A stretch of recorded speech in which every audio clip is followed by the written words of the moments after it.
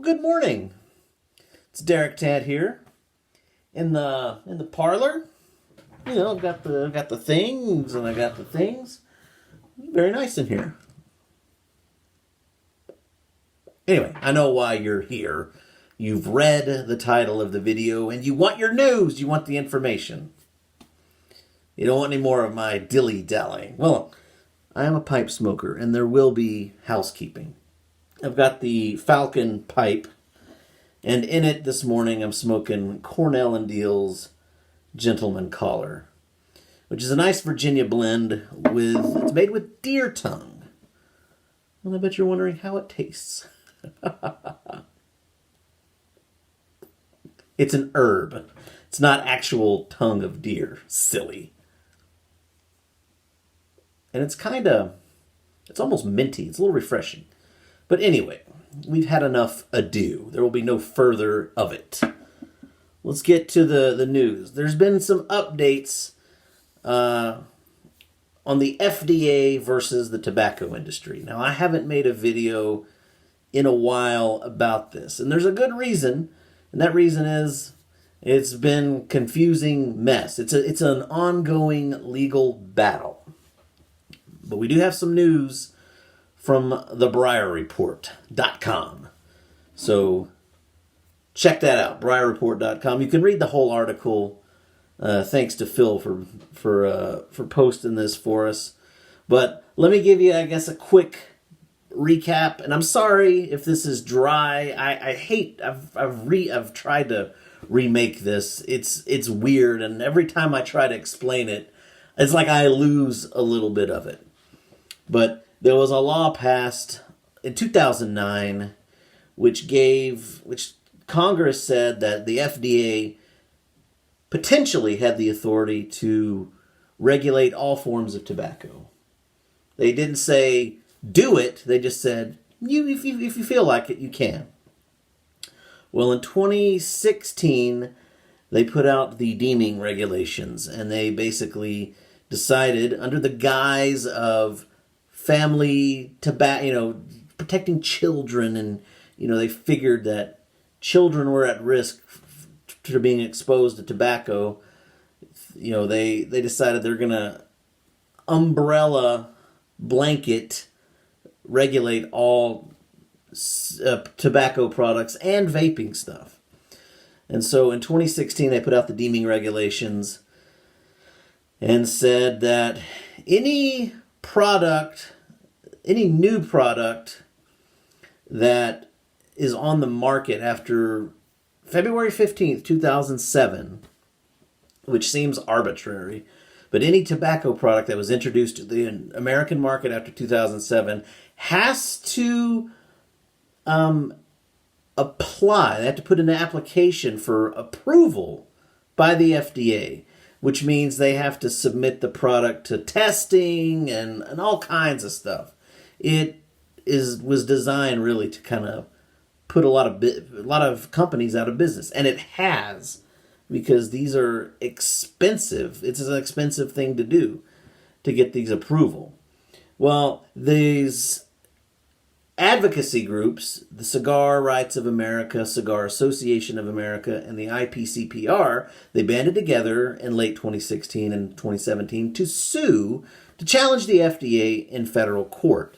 And what happened was they got that deadline of 2018 pushed back to 2021, which was going to give the tobacco industry a chance to kind of advocate for themselves, saying, hey, premium cigars, pipe tobacco, these are not being marketed to children. The kids are not out there trying to score, early morning pipe and Ashton cigars. No, they want, cigarettes and vape stuff, But, and so they're trying, these groups have been working to get cigars and pipe tobacco exempted from these regulations. And they were like, because I guess the Trump administration came in, there was new leadership in the FDA. new leadership over the tobacco division. They were like, okay, we're going to work with you. We're going to be conservative and we're going to give y'all some time. Well, according to Breyer Report, on July 11th, a federal judge issued an important ruling that dramatically advances submission deadlines for pre-market review of tobacco products. And as a function of that ruling, the deadline for applications for FDA pre-market review of deemed tobacco products, including cigars and pipe tobacco, is now May 11th, 2020. It was pushed ahead 1 year. And so this is for new tobacco products. It's any product introduced after February 15th, 2007, or any product that has changed any way since then. Grandfathered products, those that were sold before February 15th, 2007, and that have not been changed, are exempt from this process.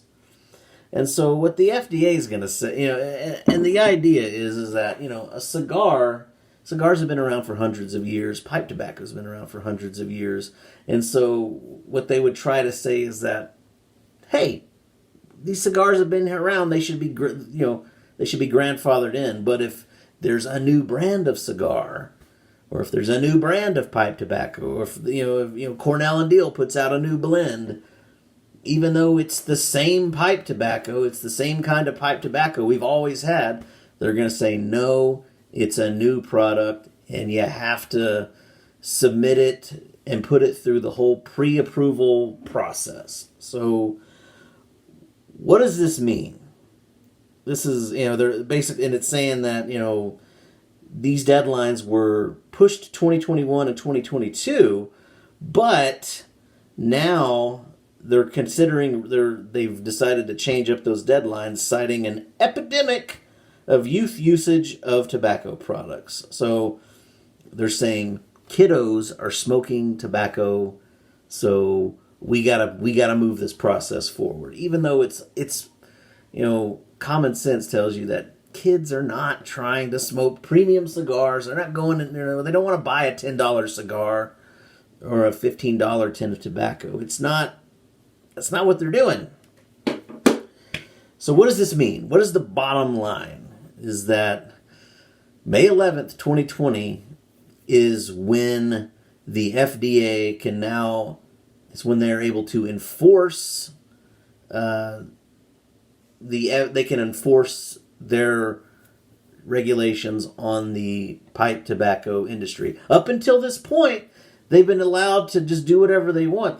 Cornell and Deal, they've still been introducing blends out onto the market. They've still been doing that without a problem. But in 2020, on May 11th, anything that was introduced on the market after February 15th, 2007 is subject to removal from the market. And so I don't know what's going to happen. I don't know what the plan is. I don't know what cigar companies and pipe tobacco companies are going to do. I don't know if they've already submitted their applications, but and I'm not trying to say this is doomsday, but there could be changes to the tobacco market come May 11th, 2020. And I don't know what that is. And I hate to sound ominous, but go to BreyerReport.com, read the article for yourself, and you decide. And there's other articles too. The cigar, and there's another article that talks about the cigar industry is very upset with the way the court, the way the ruling went, and how all this is going to go. So these groups are scrambling to fight for the lives of these cigar companies and to fight for us, for our ability to have access to all these fine tobacco products. So, I don't know.